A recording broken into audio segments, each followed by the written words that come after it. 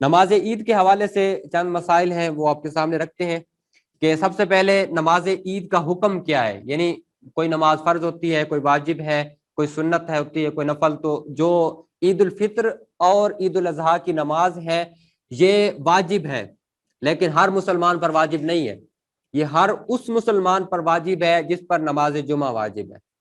نماز جمعہ کیونکہ ہر مسلمان پر واجب نہیں ہے، جو دیہات میں رہنے والے لوگ ہیں ان پر نماز جمعہ واجب نہیں ہوتی، اور دیہات کی خاص شرائط ہوتی ہیں کہ اتنے گھر ہوں گے، اتنے لوگ ہوں گے، یہ فیسلٹیز ہوں گی.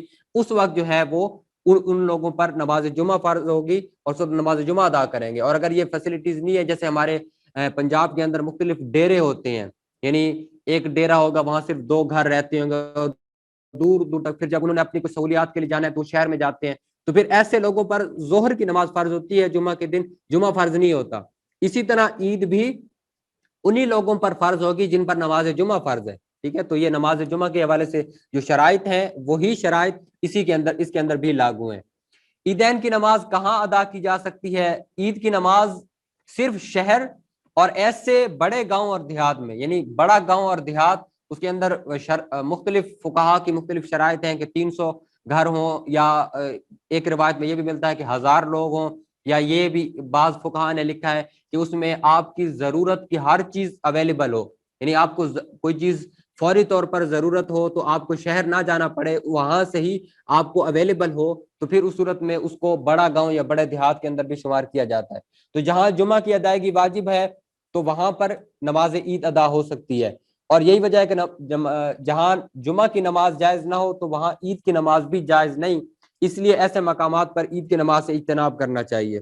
یعنی ہمارے ہاں اب دیکھا جاتا ہے کہ ہمارے گاؤں کے ساتھ بھی ایک گاؤں ہے، وہاں لوگ جمعہ نہیں پڑھتے، لیکن جب عید آتی ہے تو عید پڑھتے ہیں، وہ اکٹھے ہو جاتے ہیں. حتیٰ کہ ایسے جگہ پر بھی دیکھا گیا ہے کہ لوگ جو ہے وہ مطلب 4 4 5 5 لوگ ہیں، کوئی سہولت نہیں ہے، تو ادھر ہی وہ مولوی کو بلا کر جو عید شروع کر دیتے ہیں، جبکہ عید کے لیے شرط ہے کہ وہاں پر نماز جمعہ ہوتی ہو، اور جہاں پر نماز جمعہ کی شرائط پوری ہوں گی وہاں پر جو ہے وہ نماز عید ہو سکتی ہے، ادروائز نماز عید تو وہاں پر ہو ہی نہیں سکتی.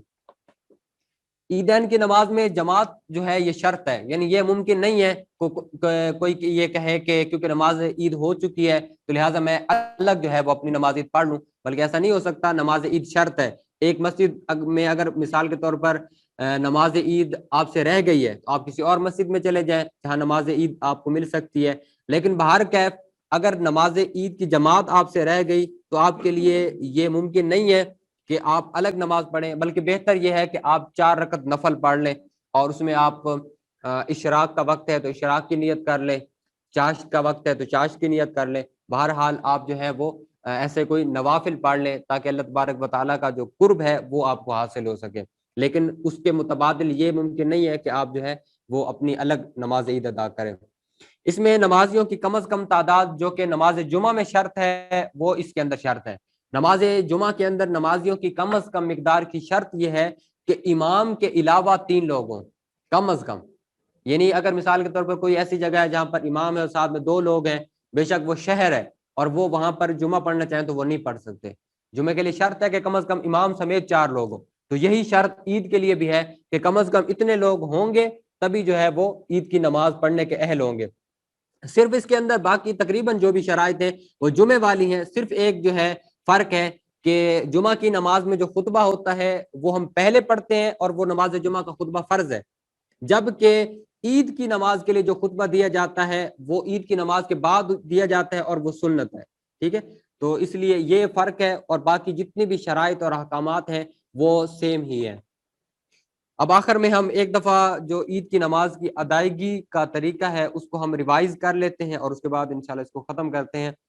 عیدین کی نماز کے لیے سب سے پہلے آپ نے نیت کرنی ہے، اور نیت وہی جو آپ نماز کے لیے کرتے ہیں، لیکن اس میں تھوڑا سا اضافہ ہے کہ آپ 2 رکعت نماز عید الفطر یا عید الاضحیٰ جو بھی عید ہو اس کی نیت کریں، اور ساتھ میں جو 6 زائد تکبیریں جو واجب ہیں ان کو مینشن کر دیں. بس آپ کہیں کہ 7 6 تکبیر زوائد کے، یعنی زائد جو آپ پڑھیں گے اس کے ساتھ. پھر اس کے بعد آپ تکبیر تحریمہ کہیں گے، کانوں تک ہاتھ اٹھیں اور اللہ اکبر یعنی تکبیر تحریمہ کہہ کر حسب معمول ناف کے نیچے ہاتھ باندھ لیجئے اور ثنا پڑھیں. پھر کانوں تک ہاتھ اٹھائیں اور اللہ اکبر کہہ کر ہاتھ جو ہے وہ لٹکا دیں. یعنی یہاں پر کیونکہ ڈیٹیل سے لکھا ہوا ہے تو میں آپ کو تھوڑا مزید آسان لفظوں میں بتا دیتا ہوں کہ اس کے اندر 6 زائد تکبیریں، اور جو 6 زائد تکبیریں ہیں ان میں سے پہلی 3 تکبیریں ہیں پہلی رکعت میں، اور 3 تکبیریں دوسری جو رکعت ہے اس کے اندر ہے. اب جو پہلے والی 3 تکبیریں ہیں وہ آپ نے قرات سے پہلے ادا کرنی ہے. یعنی اس کا طریقہ کار میں آپ کے سامنے رکھتا ہوں. سب سے پہلے آپ نے تکبیر تحریمہ کہہ کر ہاتھوں کو کانوں تک اٹھایا اور ہاتھوں کو باندھ لیا. اس کے بعد آپ نے ثنا پڑھی. اس کے بعد آپ نے پھر اپنے ہاتھوں کو کانوں تک اٹھانا ہے اللہ اکبر کہتے ہوئے، پہلی تکبیر. پھر اللہ اکبر کہنا، ہاتھوں کو اٹھانا ہے دوسری تکبیر.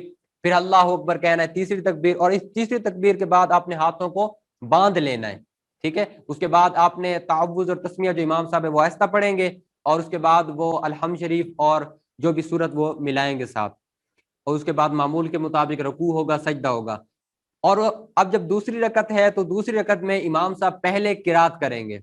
ٹھیک ہے. یعنی پہلے وہ سورہ فاتحہ اور جو بھی صورت وہ ملائیں گے، اور اس کے بعد پھر وہ 3 تکبیریں ہوں گی. پہلے اللہ اکبر کہہ کر ہاتھوں کو چھوڑ دیں گے، پھر اللہ اکبر کہہ کر ہاتھوں کو چھوڑ دیں گے، پھر اللہ اکبر کہہ کر ہاتھوں کو چھوڑ دیں گے، اور پھر چوتھی تکبیر میں وہ اللہ اکبر کہتے ہوئے رکوع میں چلے جائیں گے. ان میں جو چوتھی تکبیر ہوگی وہ اللہ اکبر جو کہے گا تو وہ رکوع کی تکبیر ہوگی، وہ بیسیکلی رکوع کے حوالے سے. تو اس طرح 6 تکبیریں جو ہے وہ ادا کریں گے، اور اس کے بعد معمول کے مطابق جو باقی نماز ہے اس کو مکمل کریں گے.